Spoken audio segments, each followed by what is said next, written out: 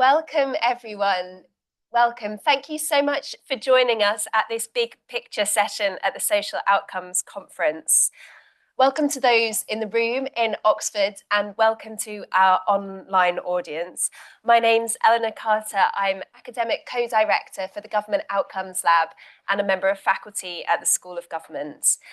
I'll be chairing this session, this big picture session, restoring trust in the public sector through outcome-based partnerships, transparency, relationality, and adaptation. Now, you'll see that we don't hold back from big issues, even in the after lunch slot at the Social Outcomes Conference. This is a tough, topical theme, and we're going to challenge ourselves to think about how some of our collective work on cross-sector partnerships might connect to some of the biggest issues that we're facing at the moment. So the motivation for this session really is that many of us in the team felt uncomfortable, really ill at ease with the low levels of trust in the public sector at the moment. So in this year's Edelman Trust Barometer Global Report, government is distrusted in 17 of the 28 countries where they ran the survey, i.e. government is less trusted than trusted. And the UK, South Africa and Argentina came out bottom of the table. This concern is heavily squared at leaders. Establishment leaders are not trusted to tell us the truth. So 63% of respondents worry that government leaders are purposely trying to mislead people by saying things they know are false or gross exaggerations. But we can unpack this. There are differences across and within countries, and in terms of whether we're considering politicians or specific public institutions or officials. In some countries, trust is on a long, sad, downward slide. And in other countries, maybe where there's a colonial legacy, we might question whether there's ever been a high bar of trust in public institutions. In low-income countries, people are more distrustful of government regarding the introduction of innovations. And the OECD has recently begun doing a bit more work on this, looking at the drivers of trust in public institutions. There's a lot to dig into there, but just one thing I wanted to draw out was concerns about how government tackle complex policy issues are driving levels of trust down, according to their research.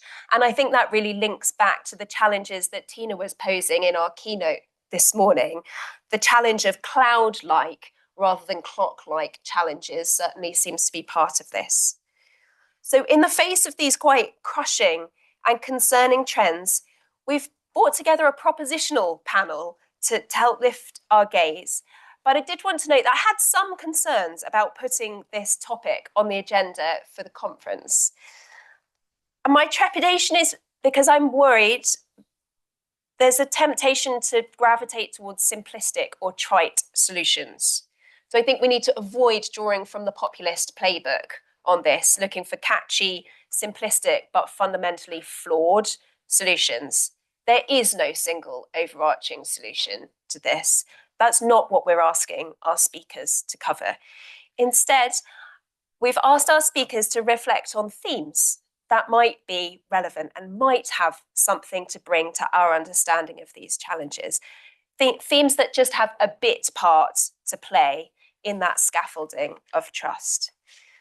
So we're hoping to structure our conversation today across three themes: adaptation, transparency, and relationality. And one of our panelists will lead on each of these chunky themes. Andrew on adaptation, Joe on transparency, Mekala on relationality. And then we're also joined online by Alison to reflect on these concepts and connect them to the UK government's experience of social outcome partnerships. We'll be drawing on audience questions throughout, so please do prepare those. You can add them to the chat in Zoom, and we'll also come out to the room for questions, reflections, and comments. But first, let me turn to you, Andrew. Andrew Greenway is Managing Director of Public Digital and wrote a recent report with Nesta called The Radical How, And in that, Andrew offers us suggestions for how to implement mission-led government. In the run-up to the recent UK election, Andrew, you were giving advice to shadow ministers who are now Cabinet Office ministers, like Pat McFadden, on mission implementation and civil service reform. Now, there was a key meeting of some UK leaders last week, and they converged on this quote, that delivery is the best antidote to populism. That's something of what you touch on in the Radical How, which is a different take on delivery in government. So, Andrew, I wanted to come to you to hear what you see as the key challenges to securing implementation in government. Thank you. Thanks, Eleanor. Good afternoon, everybody. Really good to meet you. Really good to be here out of the rain. So one of the sort of fundamental and long-standing challenges, I think, of implementation and delivery, particularly of complex things in government, is that, frankly, it's a topic that's got far less attention from political leaders and often civil service leaders compared to policy and to a sort of slightly lesser extent economics. And before I kind of get into adaptability a bit more, I sort of want to draw maybe some reasons for optimism around that. We do have a new administration. That administration has sort of set its signature note as being mission-driven. Now, there are lots of sort of different nuanced views as to exactly what mission-driven means. Clearly, part of that is these sort of 5 tentpole missions that it set itself to give a sense of clear priorities about what the government plans to focus on. But I think the other sort of strong implication of being a mission-driven government is that the ecosystem that sits behind public service delivery, and by that I don't just mean the ministers and civil servants, but equally civil society, some of the suppliers that are involved in delivering those services and so on, will need to work in quite different ways in order to address those kind of public service delivery challenges over the years ahead. And in fact, working in different ways was one of the things that the new Prime Minister, Keir Starmer, mentioned in his first message to the civil service. And Eleanor referenced the Radical How report, and just a little bit of brief context on that. So we were sort of commissioned by Nesta to do a bit of thinking about, okay, well, in practical terms, what would government need to do differently to deliver these missions? What does this mean in practice? Like, how will this look? How will this feel? And to do that, we kind of looked at a bunch of examples of complex delivery and implementation in government, mostly in the UK. And we looked at the good, the bad, and the ugly. And to try and draw out what were some of the root causes, what were some of the sort of common threads that you could see running through these things. We called it the Radical How, always put the most dangerous word in the title. It's not really particularly radical. Well, a lot of the things that we're talking about in terms of some of the ways of working that organisations that are kind of trying to confront these big, complex challenges are actually a lot of the ways of working that have been kind of built into the fabric of lots of organisations, particularly the organisations that have thrived in the internet era over the last 20 years, the Amazons, the Googles and the like. A lot of those working practices are sort of inherent to what they do. But crucially, they're also inherent to quite a lot of what the public sector has done over the last 15, 20 years in certain circumstances. So you look at examples of things like the Vaccines Task Force, for example, or perhaps the delivery of the London Olympic Games, or the shipping of gov.uk, a sort of new national website that stripped back from 2,000 websites into one. And when you look at all of those kind of moments of successful implementation, the first thing to kind of draw from that is that government can do this. It can be radical in terms of how it rethinks, how it works, and how it delivers in order to solve complex problems that have been difficult for many, many years. But the other really important kind of characteristic of those successful examples that I mentioned, and there are obviously others, is that they were quite exceptional. They quite deliberately, as teams working on those projects, didn't follow the typical rules and conventions of how government tends to get things done. They didn't necessarily follow the usual procurement routes, the usual forms of governance, the usual ways of building teams, the usual ways of funding those projects or programs. And that's clearly not an accident, as far as I can tell. Often those teams were enabled to do those things because they were operating in some form of political focus, often a crisis. There were lots of examples of this kind of way of working emerging throughout the pandemic, for example. But I think it's quite striking that those kind of ways of working are only happening by exception. And they're only happening really in scenarios where the rules of the game within the bureaucracy have been suspended, but they haven't really been changed. And so those examples of exceptional delivery aren't necessarily being sustained over time and aren't necessarily what's normal. So coming back to adaptability, as the sort of theme that I've been asked to talk more about. So one of the qualities that was really common among those sort of successful teams that were delivering and answering those kind of complex public service delivery problems was that they were highly adaptable. They kind of adopted what we would call sort of test and learn approaches, very tight feedback loops in terms of iteratively developing and delivering the answer to a public service outcome. Now, I was a civil servant. I still feel like I'm a recovering civil servant in many ways. And one of the things I remember really well from my time working in the civil service is one of the things that was true then and is definitely true now, is that civil servants are remarkably clever people. And that can be a curse as well as a blessing, I think. Because a lot of public service implementation over the last 20, 30 years has kind of been predicated on the idea that very clever people can clever their way through complexity. You know, they can overcome scenarios and situations where public service delivery is actually inherently complex, inherently unpredictable, and all the elegant policy writing, all the detailed procurement specifications, all the economic modelling can't actually cut to the quick of what's the reality when you try and implement this solution that works beautifully on paper, but actually falls apart in practice. It's unfair to pick on specific examples because there are many and varied, but for example, you look at something like the Green Deal, which was sort of one of the policies of the Conservative government about 10 years ago. The NAO wrote a typically devastating report on the Green Deal, which spent in the order of £240 million in 5 years, not getting very far. And the quote was, the Green Deal was something that looked very good on paper, but it just fell apart in reality. And the problem with public service delivery, especially in those complicated, inherently unpredictable environments, it's not only incredibly difficult to work it all out up front, it's also a moving target.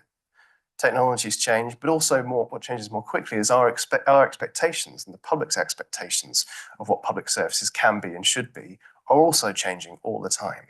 And if you're not able to respond to that, you're inevitably going to fall behind in terms of those expectations. And I think that's one of the things that hits trust. So just to sort of tie a bow and finish this point, one of the kind of the best examples, which might feel kind of slightly counterintuitive to a UK audience of that adaptability playing out well, is actually universal credit. Now, there are plenty of political and economic critiques of universal credit. We'll park those for a second. We can all have opinions about them. But in terms of the implementation of that as a policy, it's a fairly remarkable turnaround story. And quite a good example, I think, referring back to some of the remarks this morning, of the difference between clock thinking and cloud thinking. So if I kind of take you back to 2013, the Secretary of State at the time in DWP, Department of Work and Pensions, was a man called Ian Duncan Smith. And universal credit was a policy that was being fairly comprehensively ripped to bits by Parliament and in the public domain. It was not working. And it had been set up as a programme very traditionally. Some clever people wrote a lot of policy. That was turned into a long list of technical and procurement requirements. That was thrown over the wall to the usual suspects. And after about 3 years or so, they'd spent in the order of £600 million, and not a single person had used universal credit. And then you had a point of crisis, political crisis and social crisis. And there was a recognition, politically and at very senior official levels, we need to do something fundamentally different. We need to reset this programme. And so they did, and they did that with a fundamentally test and learn approach. They started with a new, much smaller team, which they put in a different building. They built a prototype service. They tested that in a single Sutton postcode in London with literally 100 households. And they iterated that based on the learning that they got week after week, month after month, as they scaled. They made that feedback loop between testing that thing in reality and then rolling out across wider and wider populations over time.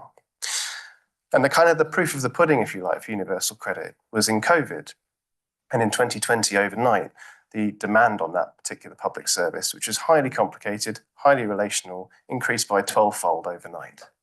And that service very, very visibly was one of the dogs that didn't bark. It didn't fall over. And it coped with not only that increase in demand, but the fact that the policy itself was also changing on a weekly basis.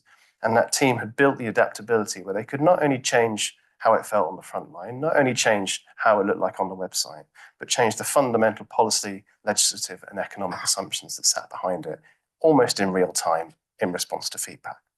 So I think in terms of the core, one of the core elements of rebuilding trust is for more teams in government to have that same sense of adaptability. And in order to do that, there's probably a bit of changing of the rules of the game that needs to happen.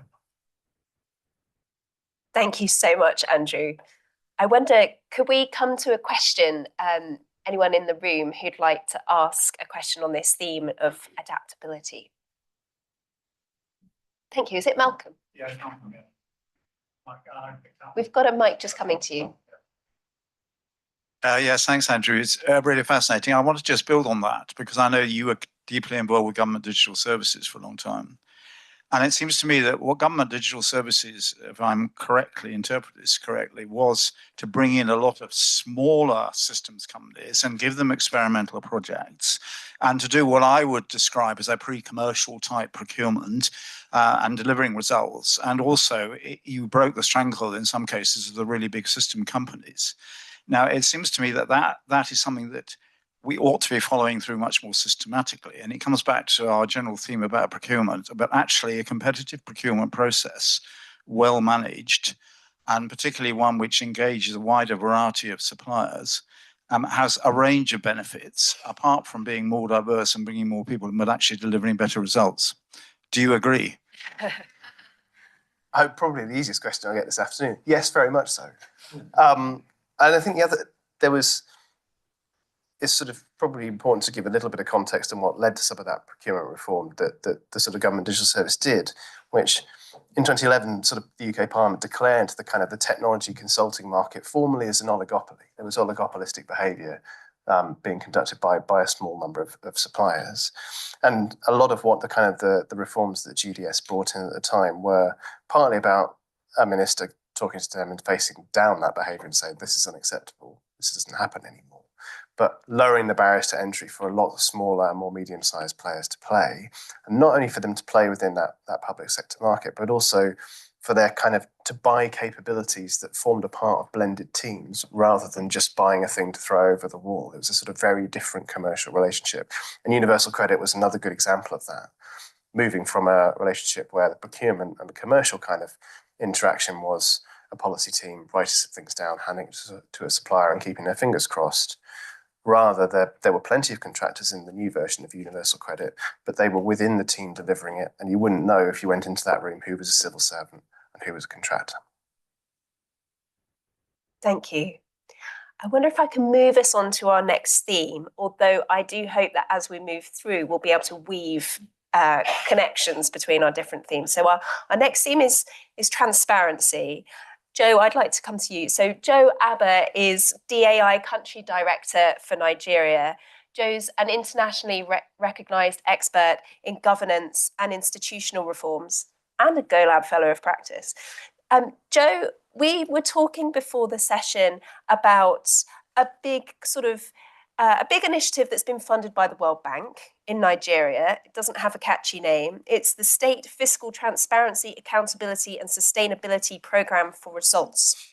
Gotta love those multilaterals, right? My question is this any different to the many other governance initiatives and reforms that have been funded by multilaterals? And why should we pay attention to transparency in this conversation? Thanks very much, Al. Great to be back here again. I hope my voice holds through. I'm just recovering from a cold. I have two grandsons, you see, and I know people say the best thing about grandchildren is you can always give them back when you're tired of playing with them. For me, is that it's September and I'm not the one responsible for school fees. You know, that's the best thing. But in return, they give you calls every 5 minutes. So I hope my voice lasts through. Yes, the World Bank project that you mentioned, I think we developed an acronym called SIFTAS. So we just call it SIFTAS. And it's a $1.5 billion loan to the federal government of Nigeria, which was then disbursed to state governments as grants. And it's important to have some background to that because Nigeria runs a federal system, the federal government, 36 state governments, 774 local governments. And the constitution basically says the money comes shared into three. There's no demand for accountability. Nobody has to show what they've done with the money. It just needs to be split three ways.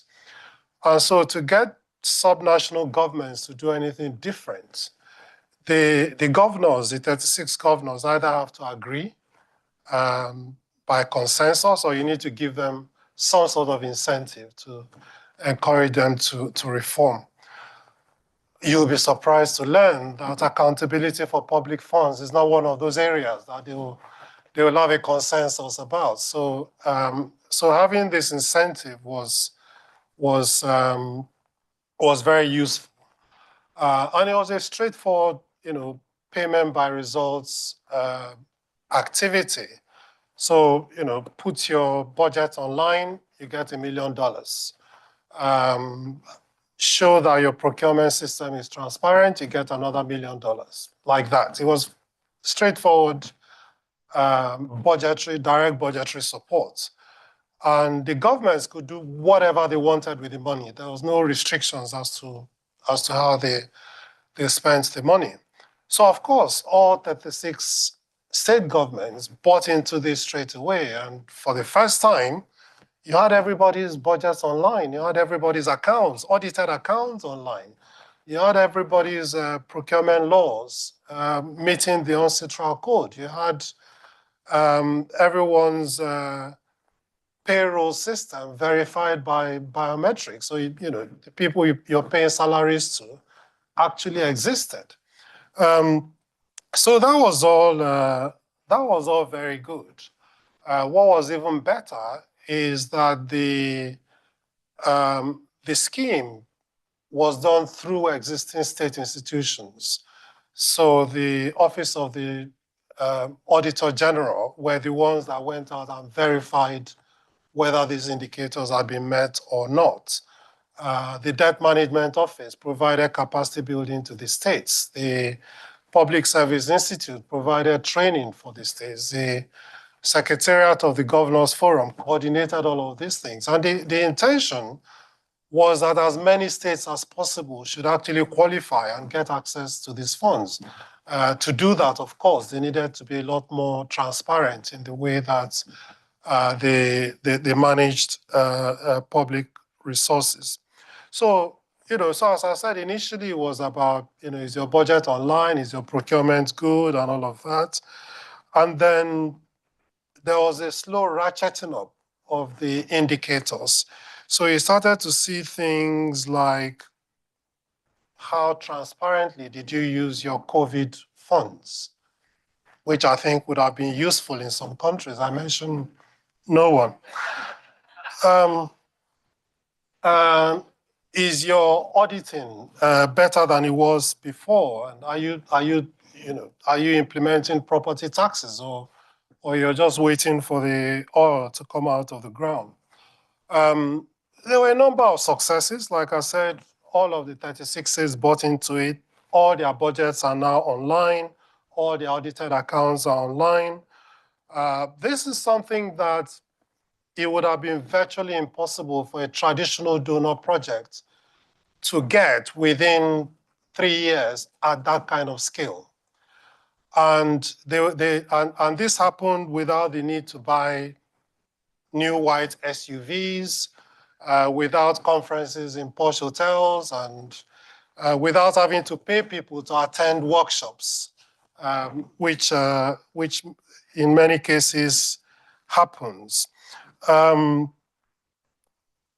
It was also very good that at the time that the project was ending in 2022, all of the governors actually signed a charter to carry on, to carry on being as transparent as this program had made them. And I'm happy to report that they are actually. 2 years later, they are still publishing all of this information online. But there were also some challenges. So citizens were largely unaware. So we've borrowed $1.5 billion from the World Bank to run this scheme. Citizens had no clue that any of this was going on. There was no involvement of civil society groups who would be the ones to actually use that information, to hold government to account and to challenge government. Also, there were no restrictions on what the money was to be used for, which in a way is a good thing, but a governor could also decide that the major priority is to go prospect for oil on Mars. And that's what he would use the money for. So there was no link to what the needs of citizens were. And so if we're discussing public trust in government, it's really difficult to even start to talk about it when there's no information, when people don't even know that all of these efforts at transparency have been made. It's also difficult for the man or woman on the street to see transparency as an outcome. Yes, we all agree that, sunlight is the best disinfectant. We all agree. But then that link between transparency and improvements in the lives of citizens is a leap of logic that is often made, but it's actually difficult to show that causality. The good thing is that for the future, there's another World Bank loan, which is starting soon, which is called HOPE. And it stands for Human Capital Opportunities for Prosperity and Equity. And it's to support the government in strengthening financial and human resource management in basic health and education. So at least hopefully with this one, we'll be able to track through from transparency through to better delivery of health and education, which citizens would actually feel the result of. The hope, of course, is that they've learned from the design of the sifters and can carry that learning into this new initiative. Thank you for sharing that with us, Joe. I wonder if there are any comments or questions that have come through online. Michael, I know that you're watching the chat very closely. Yeah, so I think there's one question that's, not directly Joe, but I think maybe across the panel, but I think fits with Joe's speech as well, which is how much can you learn about kind of transparency from other countries or jurisdictions that are kind of adopting these approaches? Is there things that you can take from that? Thank you. It's a tricky external validity question, but Joe, you've also worked in the UK and you mentioned the UK in your talk. I didn't. True. No, but I think the temptation is to look at these things and say, oh, here's a template for doing it, and quite often those templates don't work because a lot of these things are context specific. So yes, there are good examples to learn, particularly like I've said, the way that this particular scheme was designed. I think there are a number of lessons for anyone that wants to do, payment by results or outcome-based financing, that you need to involve people, and that people will have more faith in the system if they can actually see that, okay, so putting all these budgets online and all these accounting statements online means that it's now quicker for me to see a doctor, means that there are actually now better schools and better policing. And I think if you take some ideas from, say, developed countries to developing countries, it doesn't translate so easily. Because as an example, in developed countries, I know it doesn't always seem like that, but you sort of assume that people are trying to do good for the public. That is not a ready assumption to make in many developing countries.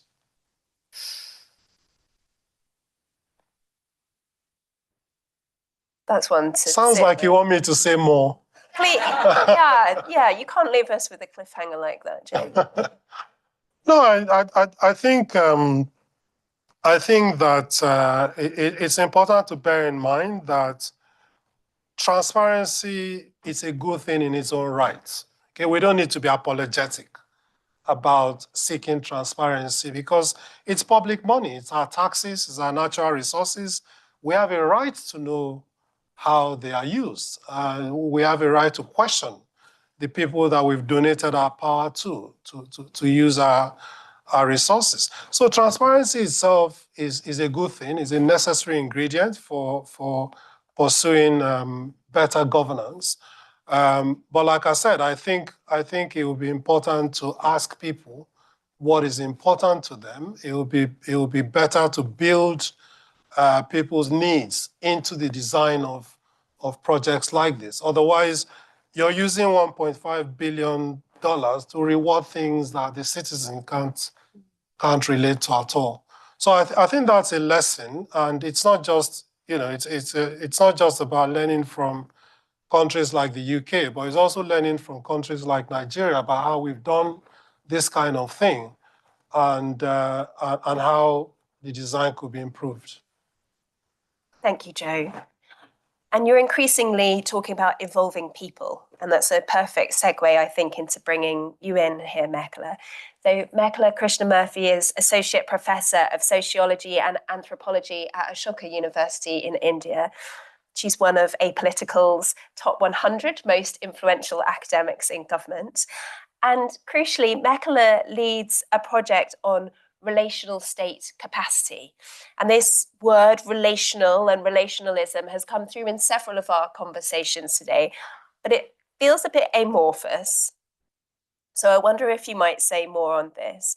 And Mekhala, you're always so emphatic in the danger of overlooking the human in some of our quite technical conversations about the state and what the state does. So it's really on that I wanted to bring you in. Yeah, thank you so much, Elle. Thank you for including me in this conversation, and it's really a huge pleasure to be here. I was thinking, as you were saying, you shouldn't assume that about the developing world and that they're doing good. I think many people in this room would probably say you just shouldn't assume that, full stop, in any world, right? So I think starting with that, and just to go back to the theme, in some ways, we can think about, and we're thinking about relationality and trust.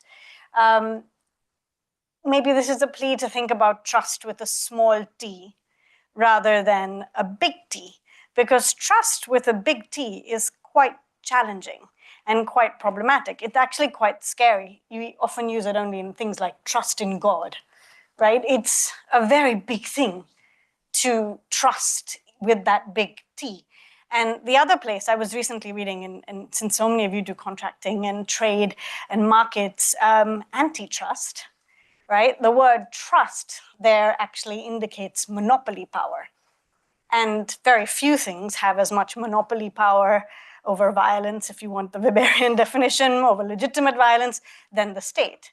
So actually the problem may be asking people to trust the state and trust the public sector is a very big ask, and possibly not even the right ask in a different way, right? If you think about it,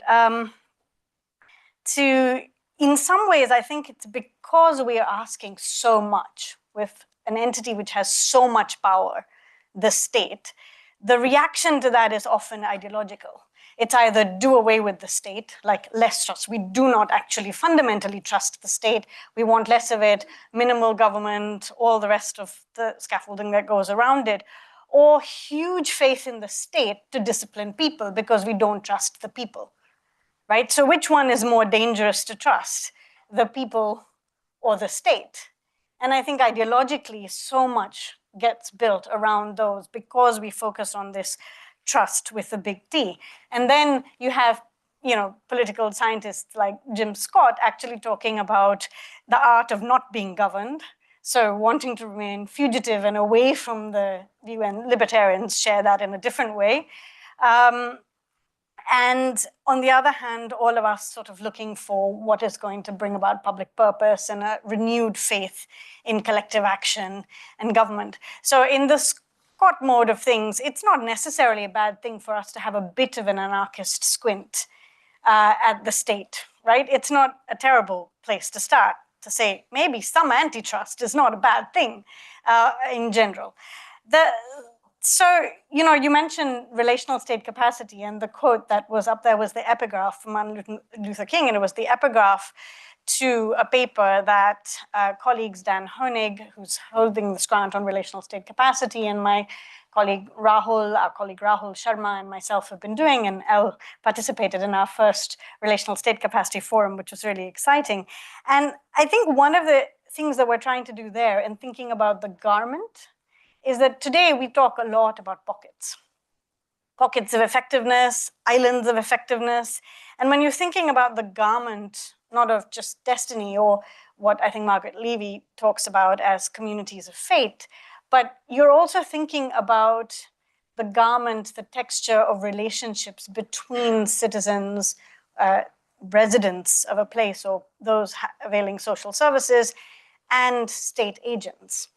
And actually, there's remarkably little attention to the general quality and character of the relationship between citizens and state agents in a society, right? The general, how it exists as a garment, not in specific pockets, not in particular contracts, but the general quality of that relationship. And that's, in some senses, what we wanted to kind of focus on and begin with the understanding not of the state and society, which is how we, so much of the literature is state and society literature, but to think about the state itself as a social arrangement, right? I think in the morning, in the opening remarks, you said humans invented government.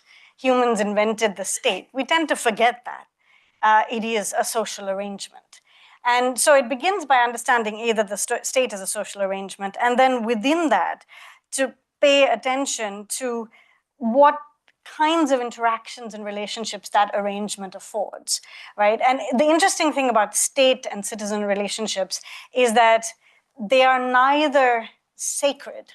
Once you agree that this is a social arrangement, it's not God, it's not a sacred relationship, but it's also not mundane. And it's a relationship that actually depends on conduct, the quality of conduct that happens between these, right? And so it's not actually premised on distance. And so this is what we wanted to begin with, the idea that relational state capacity grows every time those who are, for the moment, agents of the state, who are also members of society, and members of society interact with each other as humans first, right? And this is the point about being human first. And it's kind of amazingly hard to be human in this relationship, right? We kind of assume that you can, they are relationships between human beings. They are both humans. And so what am I doing saying that it's hard to be human? But it's hard precisely because we think of both ends as very threatening and hugely powerful. There's a huge social force in the people, and there's a huge social force in the state.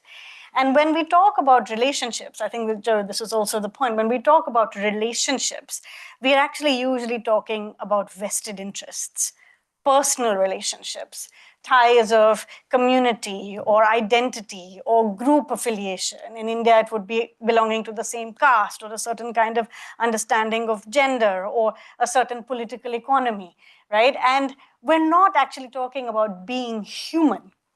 We're talking about being personally attached, familiar, right? And what we want to actually ask is, what does it take to be human in this relationship?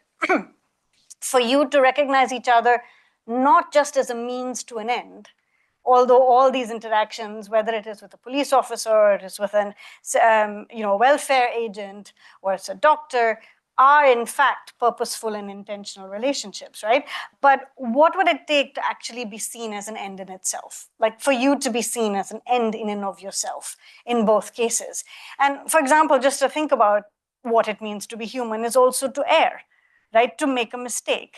And to be assured that if you are made a mistake, the first assumption is not that you did it with some vested interest or some terrible corruption, but that you made a mistake and you can correct it. I mean, interestingly, when we were looking in the Indian welfare system, is completely wired to catch errors of inclusion rather than errors of exclusion, right? In a context where you have greater relational state capacity, one might ask, would you be more wired to look for and be more concerned about those who should have been included but are not, rather than the wrong person getting the benefit? Right? I don't know, their heads nodding. So, there must be more places where we actually wire, right, the system for errors of exclusion rather than inclusion. So that's one example. Oops, I'm hearing myself. But that's one example where, you would, I think maybe somebody's on Zoom. Is someone able to just press mute on their laptop? Thank you. Yeah, it's nice to hear yourself echo. It's fine. Yeah, it's echoing, so it's fine. And so I think this is the same tension we have with embeddedness, right? That embeddedness is a good thing, it gives you local context, but then it makes you too close. So we're not good then at producing that kind of distance. So what we're interested in asking is what kinds of intermediaries, organizations, imaginaries actually produce this kind of relational state capacity. And the other point I'd make is that we're thinking about relational state capacity as a stock. A simple thing about a relationship between any citizen, any resident, and a civil servant or a state agent is that it's never just a dyadic relationship between them. Every time they interact, the quality of that interaction spills over into other interactions and into other understandings, assurances, expectations that both citizens and state agents have of each other. And so it's always a collective relationship, even when it is dyadic. It has this larger collective potential. So that's what we're trying to think about. What would it be to take relationships and relational state capacity as a core element of state capacity, which is often a very highly technical thing that we think about. We can come back to questions about the tensions with, transparency and a number of other elements as well, but I'll leave it there. Thank you so much for sharing that with us. I wonder, does anyone have a quick question for Mekele?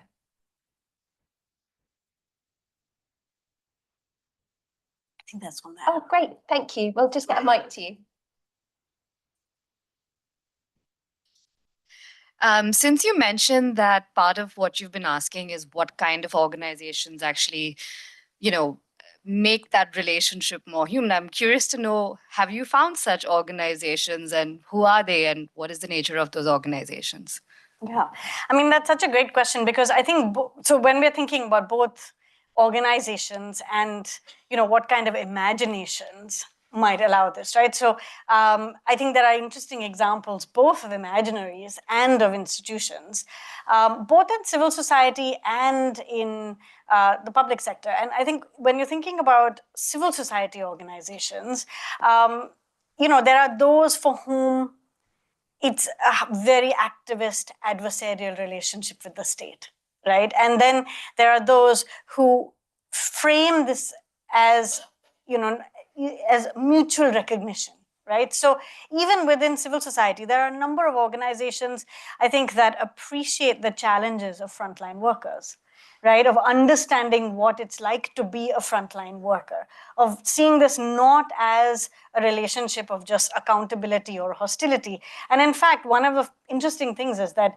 that relationship at the front line is often the one that most misrecognizes and disempowers the person who's most vulnerable, which is someone who's almost at the boundary between citizen and state on a constant level. And I think a lot of the interesting work is about civil society organizations that work with frontline workers, not in adversarial positions, but actually trying to think about what is the quality of that relationship? How do you understand the constraints that, say, a community health worker faces, or the constraints that a school teacher faces, and the other way around, right? Where they get to see the people they work with more fully.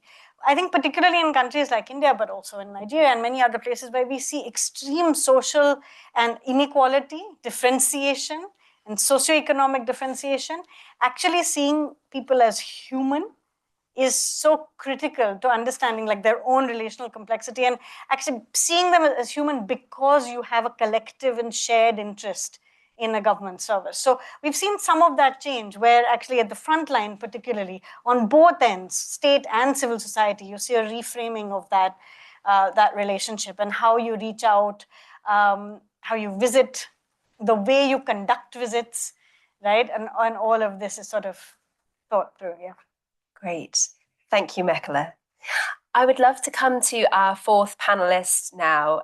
Alison, I gather that you've been in meetings with Secretary of State, so thank you for quickly hopping online, although we understand that you weren't able to join us in person. So Alison Jeffrey is Deputy Director for Civil Society Impact Funding in the Office for Civil Society and Youth in the UK's Department for Culture, Media and Sport. So Alison's team has the policy remit to unlock impact-focused contributions from business, from financial markets, from philanthropy to support government policy priorities. And this is the portfolio that includes impact investing, philanthropy and social outcomes partnerships. So Alison, you'll know that many people who come to this conference come to share experiences around social outcome partnerships or different forms of cross-sector partnership that put outcomes at their heart. I wonder, what's your take on these themes that we've been discussing, this theme of adaptation, of transparency and of relationality? Does this connect to any of the lessons that UK government has been learning around outcome partnerships? Yeah, thank you, Elle, and good afternoon, everybody. I am very sorry not to be there in person. I was hoping to be, really looking forward to a visit to Oxford, but events have transpired against me today. So it's very good to be joining online. Yeah, I mean, I assume that most people online and in the audience know a little bit about the history of social outcomes partnerships in the UK, but just in case not, they've got a history dating back to 2010 when the first social outcomes partnership was launched. And since then, UK has created over 80 social outcomes partnerships. And we launched the biggest one today, which is the one I'd like to focus on today in some of my reflections, the Life Chancellors Fund in 2016. It's a £70 million fund that government launched, which aims to tackle entrenched social issues. And it's structured around 6 key themes: drug and alcohol dependency, children's services, early years, young people, older people's services and healthy lives. So I'll try and pick up on each of the 3 topics that have been covered by the speakers today and just perhaps give some reflections on the learning, particularly from LCF. So if that sounds okay, I'll probably reflect on adaptation and Andrew's points. And Andrew, thank you so much for calling all civil servants clever. I'm going to that on behalf of the civil service. But I would like to argue that we can be a little bit innovative every now and again too, if we put our minds to it. But you are right, it's not easy in the government context. We have short spending review periods. Sometimes we only get a year's worth of funding.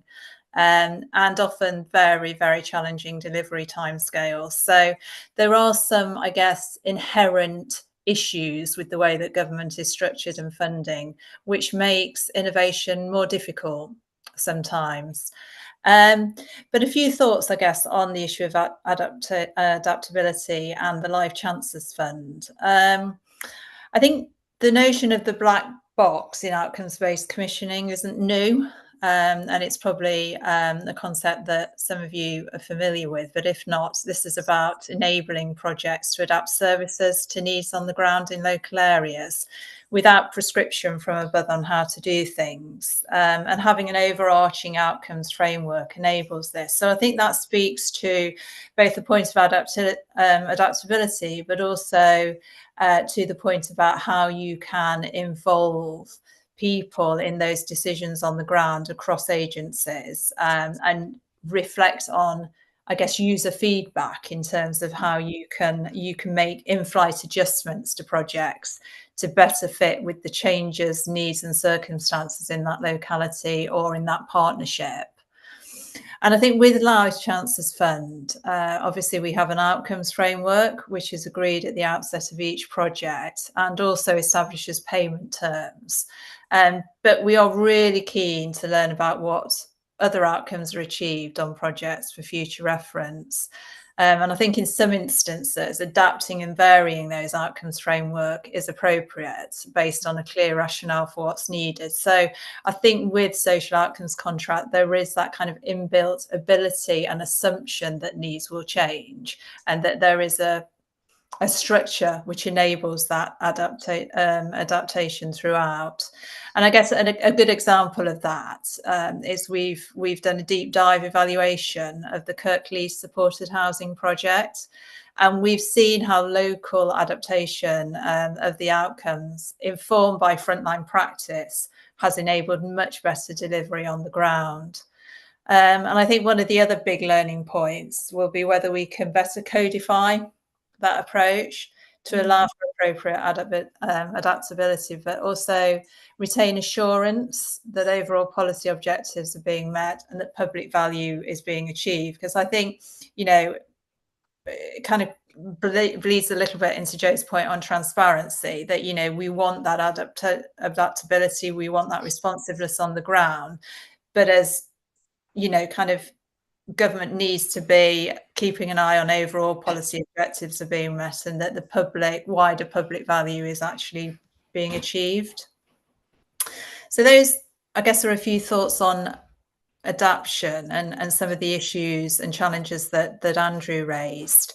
And I think moving on to transparency, we are immensely proud, actually, of the work that we've done to get the project data up and out there and online about the Life Chances Fund. It was an enormous undertaking, and there's James McGowan from my team is in the audience, and huge thanks to him and to colleagues at GoLab for all of their tremendous work on that. And we really wanted that information to be available, and so that people can see and feel what impacts are being delivered. And it was always our intention that would sit alongside other resources about the Life Chances Fund and social outcomes partnerships more generally, and provide a real long-lasting legacy of the fund.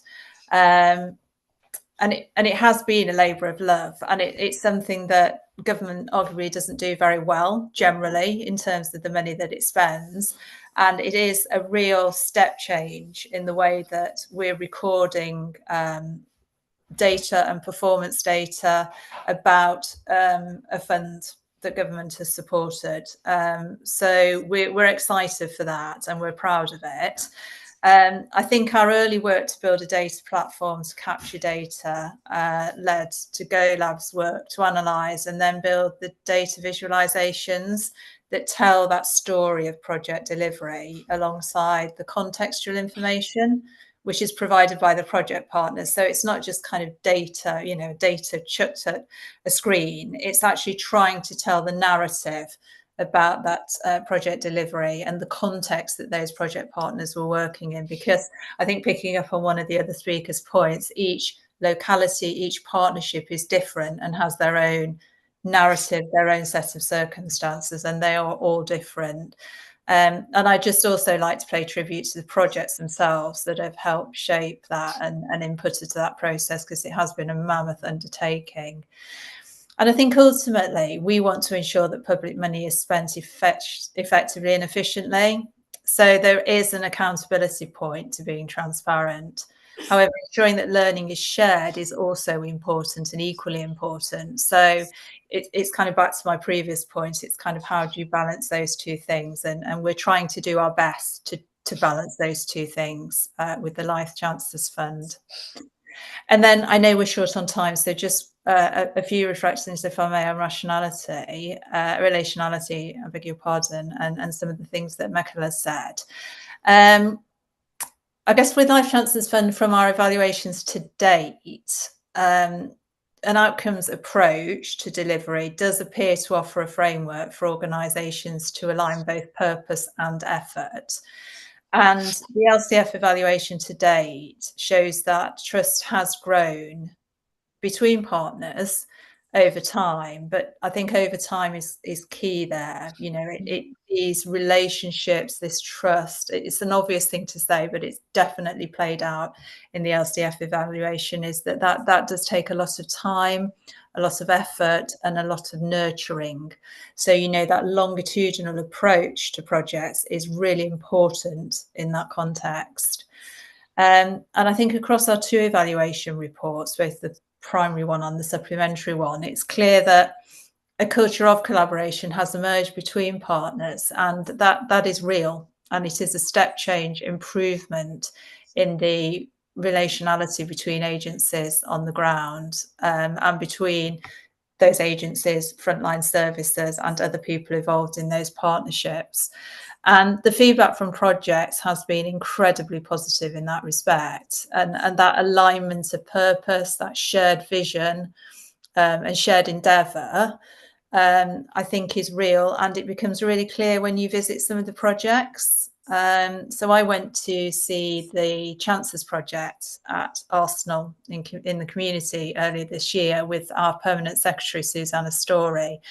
And the partnership there and the strength of the partnership there is really tangible.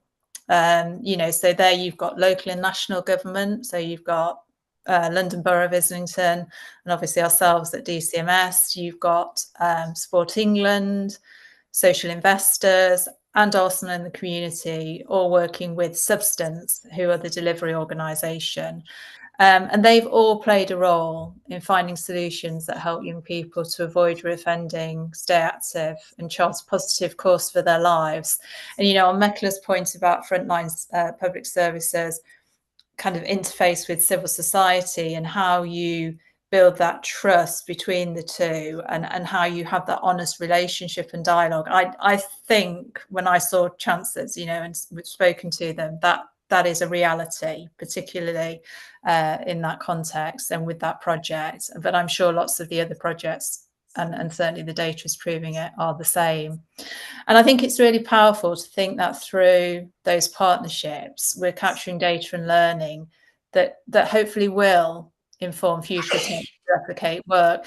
And we're getting a lot of interest from a whole range of government departments at the moment on social outcomes partnerships. And I think word is definitely out that these are a very effective way of ensuring improved relationships between public agencies, greater transparency, both at the national and local levels, and are demonstrating a model of delivery that is much more adaptive than many and previous attempts that government and partners have taken. So just a few thoughts from me there, Al, in relation to the three themes, but I'll hand back to you now. Great. Thank you so much, Alison. And it's really great to hear those reflections on the Life Chances Fund that really has pushed a boundary, I think, on these themes of adaptation, transparency, and relationality. I wanted to give the audience an opportunity to ask a question to Alison. We've got a hand that's gone right up at the back. Yeah. No, it doesn't have to only be Alison, but go for it. Go for it, Annetta. I just had a question. I didn't realize it was for Alison. Sorry, Alison. You can also answer the question. It's sort of a connector question. So just as a background, I know several of you know me. I'm a risk management specialist and working inside foreign assistance agencies. So that's the context. And I really appreciate this challenge of the lack of little t trust, and the fact that from an insider view of a civil servant, of a bureaucrat, I like to call us bureaucrats, we're mostly afraid of reputational risk, right? Like we basically are just terrified of somebody using what we do against us. And so what we end up doing is a lot of what we do create in terms of controls and compliance requirements and all that is actually, we're basically protecting ourselves against the people we serve. And as a risk specialist, I find I've been interested in whether we could use risk management as a discipline to actually introduce what I would call a leveling, to level with our population, to rather than being risk averse and pretending that we have zero tolerance to things and we will achieve 100% compliance, that we can actually say, look, we take risk appetite decisions. I'm struck in the most government agencies, when you look at their risk appetite decisions, they set a low risk appetite for fiduciary risk and a high risk appetite for programmatic failure. And I find that fascinating because I think from a citizen standpoint, I want exactly the opposite. I want you to give me what I'm paying you to do. And if you lose a little bit of money on the side, if you get me it, I will be happy, right? So I actually think the citizens want the exact opposite, but for some reason we're setting these risk appetite statements in a completely backwards way because we're protecting ourselves. And so I'm wondering if, and meanwhile, risk management could actually be something where you say, look, there's trade-offs here. Like I want to take a risk to try to solve a cloud problem, but I could fail and it is human to fail. And are you okay with us failing? Right? And use that discipline to actually have that justified in a professional way. So my question, I think this is a little bit to several of you, is can we imagine using it that way in reality? Point one. And point two, on who therefore we would need to facilitate that relationship with the public. I'm wondering what your view is of the press and journalism. Because I know, right? Remember when like the media, I don't know, like facilitated actual substantive discussions of different political views where we recognized that there was actually challenges on both sides and there was like nuance. And I recognize that that's sort of the pre-internet era where everybody gets to listen to their own nonsense and their own bubble. But I do wonder, I mean, we do have publicly funded media, right? Which frankly is probably capable of being less captured than maybe civil society that's engaging on one particular engagement that starts to have incentives as well. So thank you very much. What a provocative question. Thank you so much, Annetta. How should we tackle this? Who would like to respond first? Let's go. Do you want to start? Happy to go first. Can we use a risk-based approach to level with our people? From my personal experience, yes, we can. I used to be in government in Nigeria. I was responsible for public service reforms. One of the first things I did was to publicly declare my assets. And in our history, I was only the second ever appointee of government to do so. I also put my budget proposals on Twitter. And believe me, if you can defend your budget on Twitter, the parliament is a piece of cake. But you know, we got to a point where people said, no, don't ask Joe, he's all right. And you can actually get to that point if you are transparent and open with what you're doing, and people come to trust you. Just like Michaela was saying, it's not as if you will not make a mistake. You will. But people tend to look at you and say, yeah, he's human. He will make a mistake, he's human, but is he acting in our overall interests? And if the answer is yes, they'll usually give you a pass, even when you make a mistake. So yes, I think it's entirely possible to level with people.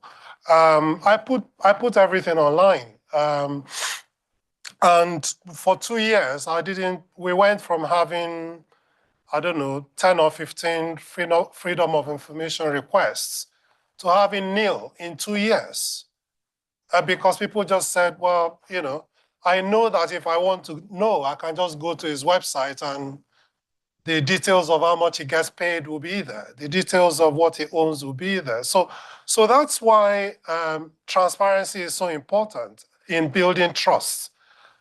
When that transparency is not there, people will make things up. And they'll make things up believing the worst about the public servant. So if you can level with people, I think they will buy into what it is you're doing, and like I said, be far more willing to forgive your mistakes. Like would always happen. I had just one last thing. I had a case where I put up I put up a wrong advert for procurement. I was procuring something that had already been bought, but we somehow sent the wrong advert to a newspaper. And I had to come out to say, I'm really sorry. You know, we spent public money, which could have gone into other purposes, but this was just an honest mistake. I take responsibility. It won't happen again. People just said, we know you're not trying to steal money, so you're fine. We're sure you get it right the next time. And yeah, I think it's possible. Completely agree with everything that Joe's just said. And I think it's a shame that there aren't, not wishing to give you too much credit, Joe, but there aren't many public officials like that. And that I think the sad truth, reflecting a bit on my experience of the sort of senior levels of government that I've seen, is that the risk that senior officials feel most keenly is the risk of being shouted at, being in the papers. It's not the risk of wasting public money or public services not working. That's not what keeps them up at night as much is the truth of it. And I think there's something about the incentives acting on senior officials that needs looking at.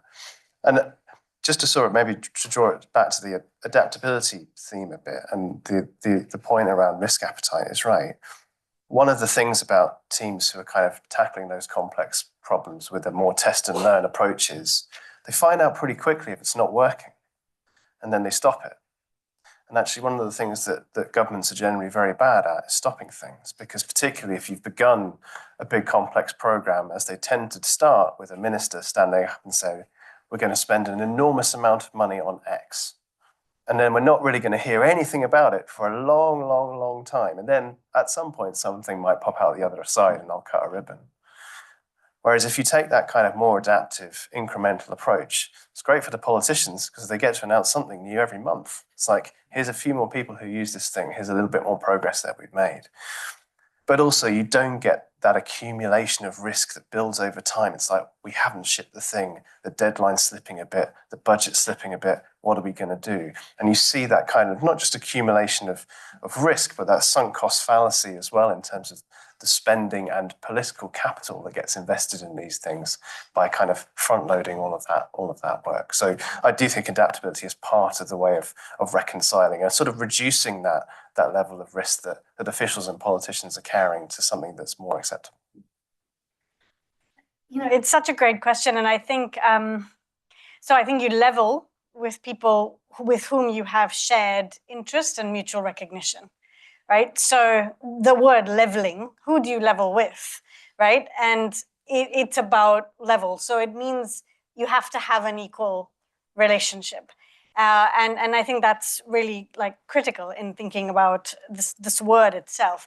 But I think also you're making a really interesting point. In India, the Right to Information Act, if you talk to, it's a huge social movement success. It was vital, very, very important. And I think for all the reasons that we've talked about in terms of transparency, but bureaucrats reacted with, after RTIs, we've stopped taking the kinds of notes that you would want and also become much more risk averse, right? Precisely for this reason that you're talking about in terms of reputational risk and also protecting yourself from the people that you serve. And I think this is a classic case where we've safeguarded, or government is safeguarding, it's become too risk averse in one place and not risky enough, right, in the others. So for example, and lots of people talk about this sort of, that the ultimate risk taker is not the private sector, but is government. It has always been the ultimate risk taker. It is also the only entity that invests in certain kinds of processes that have unknown long-term. So the interesting thing about going to the moon, but not solving the ghetto problem that was raised in the morning, but going to the moon, who goes to the moon? Right? It's government that will think like that. And then that investment will lead to a whole lot of other elements. But this is also true of, the fifth risk. Some of you would have read the book by Michael Lewis. It's very interesting. The idea that government is the only entity which will invest in things that could save us, that we won't know could save us. Right? The kinds of long-term investments government makes, nobody else can make. And one of my favorite examples, I think I've mentioned it a couple of times today in conversation already, is this guy who in the US Coast Guard studied the ways in which people sunk or things sink, right? And he wrote this magisterial review of leeway. He got one of the Sammys that I think was being mentioned in the morning. But the idea there that government would invest in that, right? And that investment saved countless lives. But those are precisely the kinds of things that we neither value and are beginning to fold and close down now. So the place is long-term investments with unlikely outcomes, uncertain outcomes, but that could actually save us at a species level and as a planet level, the kind of things government does. And we're precisely becoming less ambitious of government in those places and more focused on this kind of thing, which then leads to very close accountability. So I think it's it's an invitation to reverse that. Thank you. Thanks, Mekhala. Alison, I wonder if you might also have a couple of observations on this question of risk. Outcomes-based contracts are famously difficult for government teams to manage because the spend profile is not as predictable. So that can feel risky. And I'm sure there are many other kinds of risk that you have felt across delivering the Life Chances Fund. So I just wanted to give you a space to offer some reflections on navigating these different sorts of risk that you experience in government. Yeah, thank you.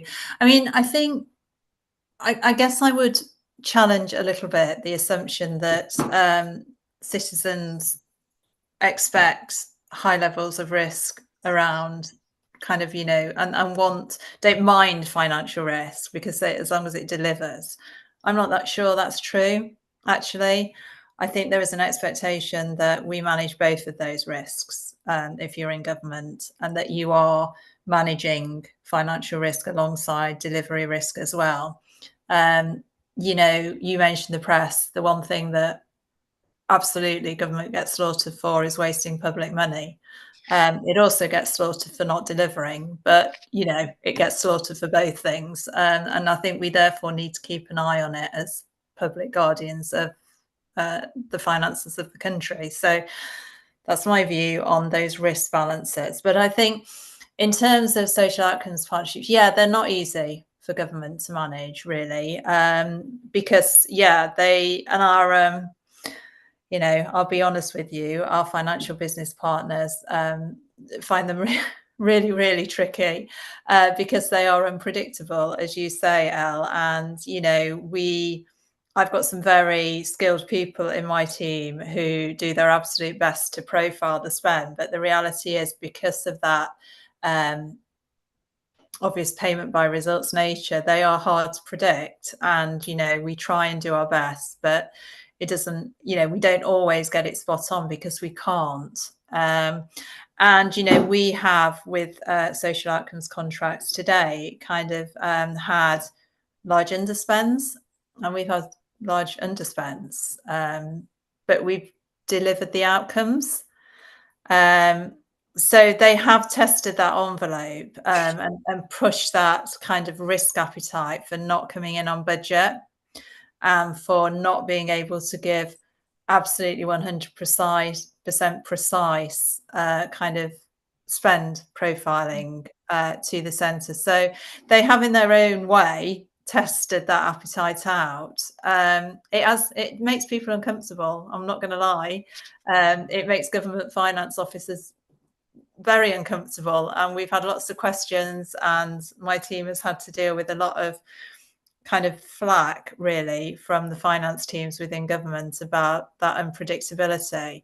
But I think the more that they've worked with us, the more that they've understood the nature and the benefits of working in that way. We're on an educational journey with them, I think, in terms of, how you can work with that level of uncertainty and unpredictability on the basis that we're getting what we pay for, which I think most finance officers can get their head around and appreciate.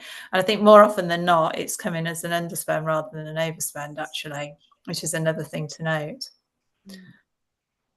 Thank you for that. Andrew, you want to come back in? Just briefly on the point that Alison just mentioned, I've got a huge amount of sympathy for her and her team having to sort of, I'm allowed to be rude about the Treasury because I'm not a civil servant anymore.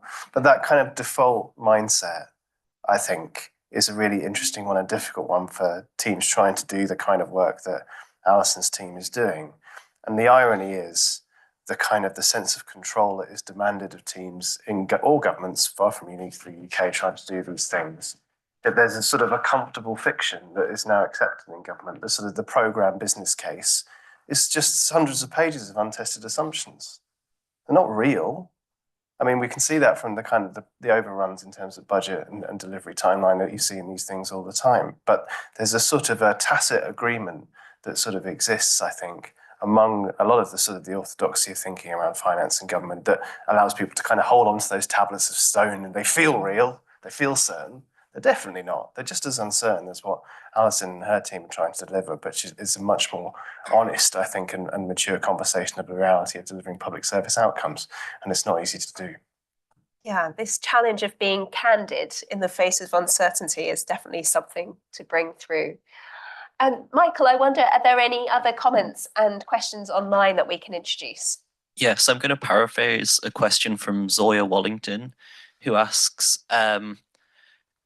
how do you manage the trade-off that sometimes happens between, or that can sometimes feel like it's happening between rapid implementation or rapid adaptation and transparency and governance? How do you kind of balance those two things? Great, thank you for that. And I actually wonder if we might even expand that question slightly to just give our panelists the space to reflect on any kind of points of tension or friction between the respective topics that they've each touched. But my sense is it's this adaptability, transparency piece that we want to start with. Jo, you're nodding and looking like you've got some juice to share. Well, only because I think the question was very pertinent, because we've seen, particularly in low transparency environments, people use the need for speed to mask massive corruption, and that's why, you know, for some of our countries, we make a joke that we're sort of surprised every 4 years that we have an Olympics, because we only start preparing a month before, and then everything has to be procured that same month. And it happens every 4 years. And so, yes, you have that tension between, yes, I need to do things quickly. I need to adapt, but then, you know, even the adaptation, you run the risk of being accused that you're adapting to favor one person or disfavor the other. And then, you know, and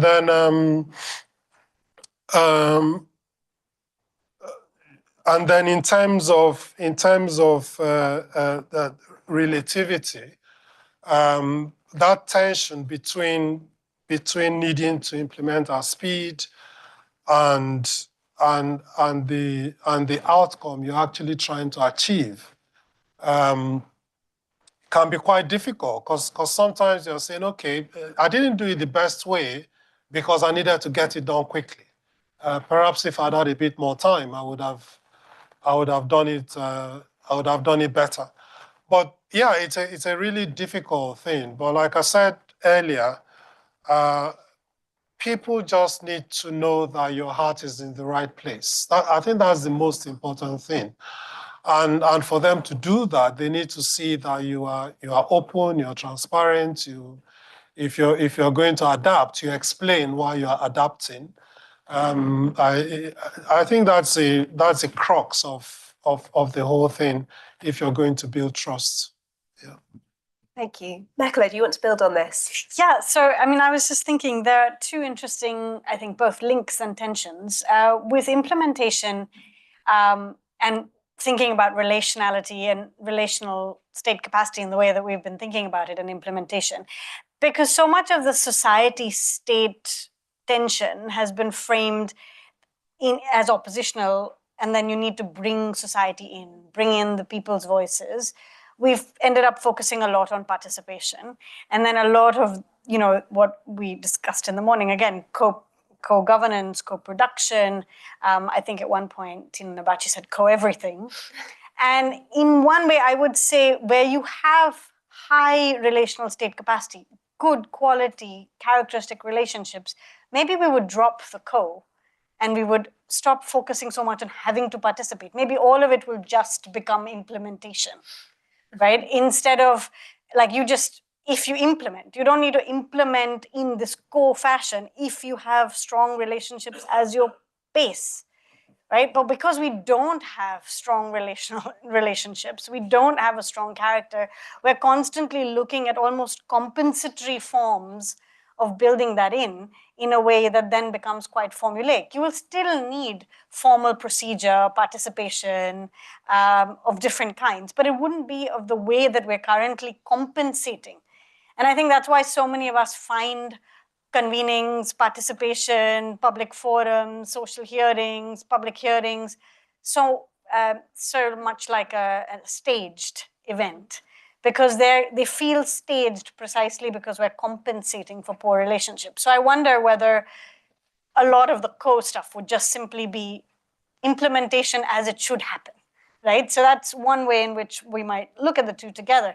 With transparency, I think there's a real tension, because I was thinking, as a piece, an article we talked about in that paper, Rosalind Iben's quite well-known paper called Hiding Relations, about funders and how actually they found that what was really working were relationships between the funding agency and people on the ground.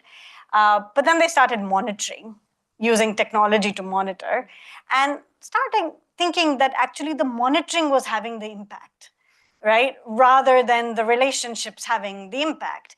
And so they started doing more monitoring, to the point that actually that amount of monitoring, the biometrics, the logging in, logging out, making sure you're in the field, etc., meant people built worse relationships, right? They didn't have time for the relationships. And the way we thought about it metaphorically is, it's like you put a flashlight into a cave, which has beautiful cave paintings, and then after a while you start thinking the flashlight created the paintings. But the paintings happened in this like quite pleasant darkness that was happening in the cave, where, you know, too much exposure will not only fade the paintings, but the guys painting are going to go away somewhere else to find another quiet cave where the flashlight isn't following them. And so sometimes I think with transparency, we weed out actually spaces in the way in which particularly technology is now brought in to think about transparency. I think we might lose some of the spaces of relationality, which is kind of fugitive work in a way as well, right? So there is, I think, a little bit of tension. Sunlight may be actually quite a good disinfectant, precisely because it's not technological. It's like sunlight.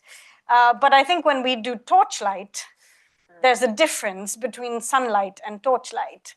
And I think we're kind of UV rays, other ways of like figuring things out. It's happening in different ways. And I think there might be a tension there that we should note. Thank you for that lovely illustration of how to think about transparency and relationality, Mekala. Did you want to come in, Andrew? Yeah, just briefly, perhaps to sort of double down on some things that Mekala said. I think the tension between those three concepts feels particularly real if you sort of look at it through the lens of how government tends to think of communications with citizens, which is not, unfortunately, like Joe going on Twitter and talking to people, which sounds incredibly revolutionary for an official of any level to do, but it's fundamentally, I think, the crux of a lot of this. A lot of government communication with citizens is sort of almost driven, to a point made earlier, by almost a sense of fear. It's very broadcast, it's quite bland. You know, the ideal press outcome, we mentioned the press earlier, is for essentially the media to sort of not notice, whether it's good or bad. Like, just quiet would be great, thanks. And I think you can kind of start to reconcile some of these things around adaptability and transparency and relationality if you think of it as a genuine conversation between citizens and teams working in government. And I mean an actual conversation where people respond to each other and sound like human beings on both sides of the conversation. I mean, one example I can kind of think of relatively recently, there's a team working in DEFRA, so the UK Environment Department, which is currently trying to figure out how you sort of change the nature of farming payments. Now that we've left the EU, we have to come up with our own regime. And over the past sort of 2-3 years, that programme has taken enormous pains to go out and actually spend a lot of time with farmers and talk to them and respond to their questions on Twitter and go, that's a good point. And the deal with the resetting of that relationship is not just to have a conversation, it's to do the listening and go, you know what, that's a really good point. We will change that. Or actually, you know what, we can't change that because of X, Y, and Z. And I think if you reset the nature of that dialogue and make it a genuine dialogue between citizen and state, which is a thing that's possible. Everyone, how can that possibly be scaled? Well, quite a lot of people work in government, actually, but it's a case of removing that fear of having that sort of direct interaction, I think is one way of breaking down some of those tensions. Thank you. Now, I've just seen the time. I can't quite believe how quickly it's slipping past. So I actually wonder if I might turn to each of our panelists for a closing comment. Maybe the key takeaway that you would like our audience to leave with. And I wonder if I might come first to Alison, then Joe, then Andrew, then Mekhala. Yeah, of course. Thank you, Elle. I mean, thank you for hosting us so well and facilitating us so well, first of all. I think what I'm taking away, which I kind of already know, I think, but it has really reinforced for me, is that whilst, social outcomes partnerships and contracts are teaching us a lot, we still have quite a long way to go before we've kind of got that kind of triangle of adaptability and accountability and transparency kind of in equal parts. And I think, the route to accountability is through transparency, but you can still be adaptable in doing that. The three are not mutually exclusive, but I do think we still have a road to travel. We've still got quite a lot more evaluation to do on the Life Chancellors Fund. And obviously we want to be as transparent and accountable as we possibly can with all of that. So watch this space. I guess the other thing, just to say in response to what Andrew has just said, is that I think, we are kind of in the wider DCMS family.